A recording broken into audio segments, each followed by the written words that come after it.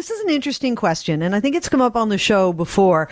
When it comes to buying a vehicle, do you lease your vehicle? Do you finance your vehicle? Is one better than the other? Is one riskier than the other? Saw a great Instagram post by our friend Vince Gaetano, mortgage expert, TV personality on CP24's Hot Property.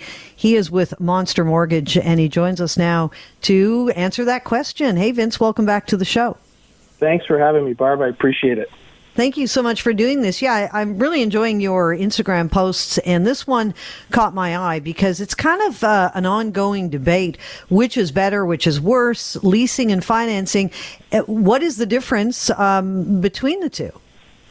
You know, this is this has been a long time debate, as you mentioned, and it really all depends on what type of driver you are. You know, the financing option really comes down to you own the car, and when you're leasing, you're actually renting the car with an option at the end of the term to either buy it at the set price or drop it off and get another one. And the difference between the two is quite interesting, because what you're doing when you're leasing a vehicle is the payments are actually cheaper because you're really paying off the depreciation of the vehicle to the residual value that's set in the contract.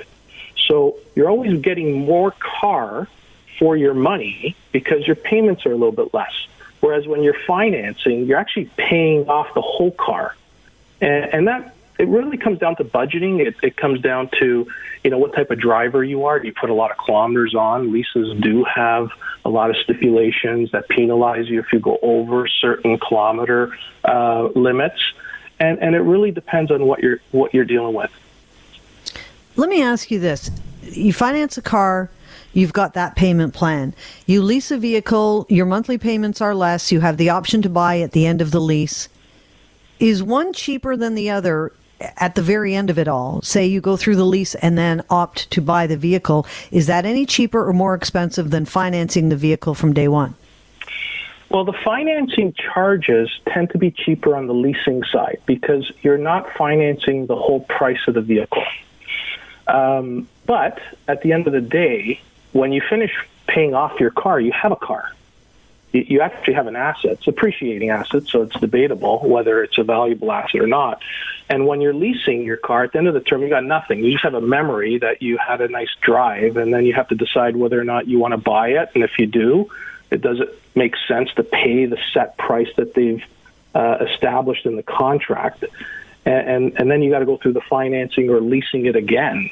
So I think it really depends on what you're dealing with. Recently, I've come into both scenarios. You know, I picked up a car for my kids. They're away at university, so I got a couple of them away sharing a vehicle, and we paid for that. And we determined that, you know, there's probably going to be a little bit more wear and tear on that car than if I leased it. They're teenagers, so, you know, there may be some issues. They may not be as careful, and bumpers and scratches might come into play. So owning it doesn't give me any problems down the road when I hand it in, and I may get stuck with some cost to fix some dents or, you know, some damage inside or, you know, whatever it may be. I got 3 boys, so, you know, they're I got 2. I got to anticipate that. But if you're leasing, and then, you know, we leased a car for my wife and went that option. So, you know, she doesn't drive a lot of kilometers. It's mostly in the city, so she's not dealing with any excess kilometer use, and it kind of works for us. So there's a tale of both situations there, and sure. It's for different scenarios. So let me ask you then, because you mentioned about worrying about dings and scratches and stuff. When you're leasing a vehicle and you describe it as renting versus owning, is it that as well? So you come to the end of the lease, you have the option to buy, there's a set price. Do you then get charged on top of that if you have scratches on the vehicle, if you've gone over in the kilometers? Does that get added into the price that they're going to give you to buy it if you want to buy it? Yeah, so I'll give you an example. You know, I just went through the exercise, and the stipulations were we're allowed 20,000 kilometers per year. If we go over that limit, there's a 25-cent per kilometer charge. So if we go over by 10,000 kilometers, I'm looking at an expense of $2,500 to pay for that excess use of kilometers. We did buy some insurance that covers any dings, scratches, windshield cracks up to $5,000. So they have these insurance plans where you could kind of cover those little odds and ends that need to be repaired. We figured we'd get that. We have a dog. We have 3 boys, as I mentioned, so things can happen, and that gives us some peace of mind, so we won't get dinged for any issues. But there's early termination costs on leases. There's the wear and tear expenses. But I think what a lot of people also like about it is the terms correspond with the manufacturer's warranty. So when you're in a lease, you're not really going to get any surprise expenses if something goes wrong with your vehicle.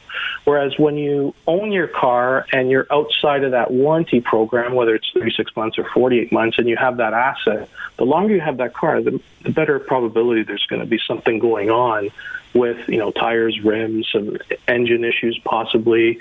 There's a lot of computer equipment on computers, on cars now, so you don't want to be changing motherboards and stuff like that. Those tend to be expensive. And you got to look at the maintenance issue. How much can you deal with surprise expenses when they come up? I feel like I've heard before that when people have their own company, they're more likely to lease a vehicle. Is there some advantage to doing that if you have your company? I think there is. I think you got to be careful with the CRA restrictions. You could write off a certain percentage of the vehicle through the company, and then you have to take into account the taxable benefit that applies to you. So you always want to make sure that you're dealing with an accountant that could give you the proper advice to make sure you're in line with CRA regulatory requirements and rules. You don't want to go offside. The last thing you need is an auditor asking you why you're not claiming benefits from your business.